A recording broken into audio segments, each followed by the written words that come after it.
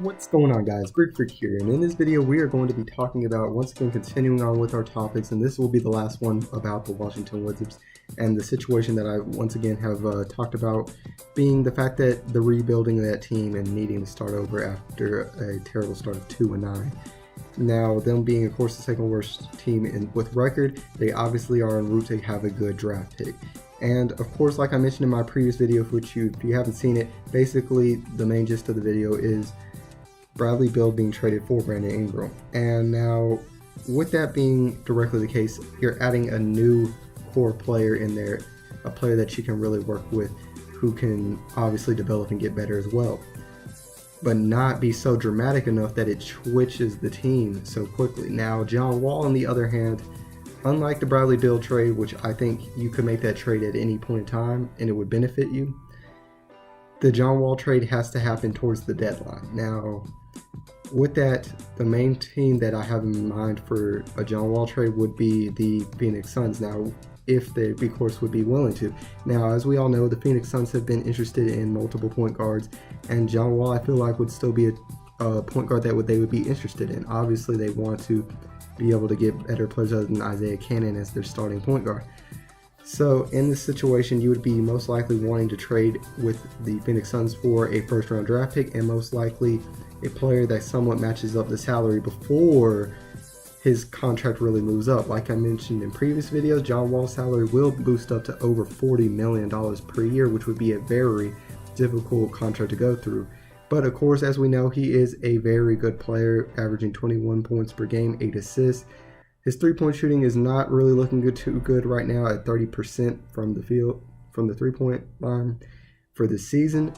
But obviously, he's one of the better defensive point guards in the league, averaging over 2 steals per game and over a block per game as a point guard. So you're talking about a good defensive player with great offensive ability to facilitate the basketball, and really could help out a team such as the Phoenix Suns, who are looking for a point guard. On the other hand, the reason why you would wait for the trade deadline is so that way that John Wall has the least amount of effect towards their wins, as the Phoenix Suns are currently, them only having 3 wins currently at this direct moment. They also have a high draft pick that could be potential. Now, with this trade, obviously you're stopping them from being any possibility of a good run that could possibly happen. Obviously, they'll have to have chemistry issues as soon as he gets there, as they won't know how to play with each other right out the gate. And this situation is very much well for them. So you end up getting 2 higher end draft picks for the next year, upcoming year. With this, you'll have 2 upcoming draft picks, high end draft picks, with a Brandon Ingram that I mentioned from the previous video, if you can be able to perform a trade such as that, which would be very vital in a rebuild. Now, in this situation, you have 2 high-end draft picks that you can most likely get a very decent player as well, adding around for that. You therefore also clear up cap space, so you can actually be able to, maybe if you want to, add another player somewhere down the road. Now, another player that obviously I noticed in one of my comments is Otto Porter Jr.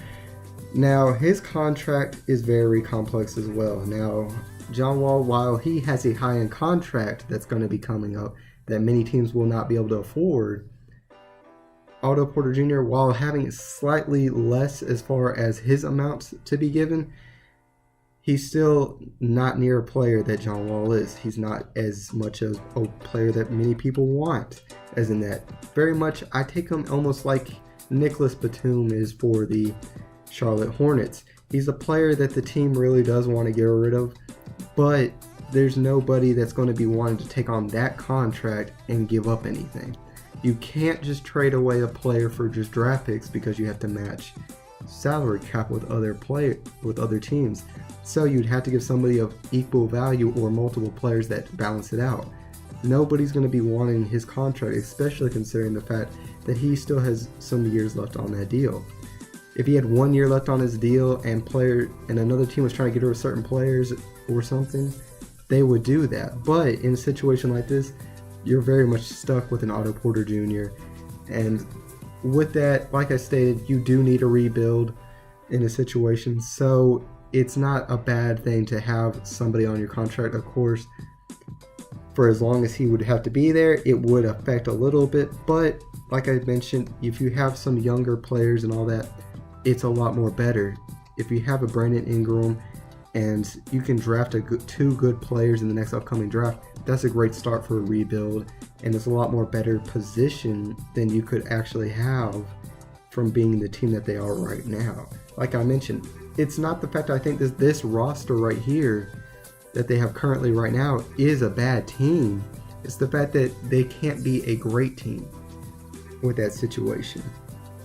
And you don't want to be a team that's getting the 14th or 13th overall pick in the draft, not making the playoffs, but not getting a good enough draft pick to really move up. But guys, tell me what your guys' thoughts are on this trade. Do you think the fact that this would be a good trade if you were to trade John Wall? What team would you trade him to?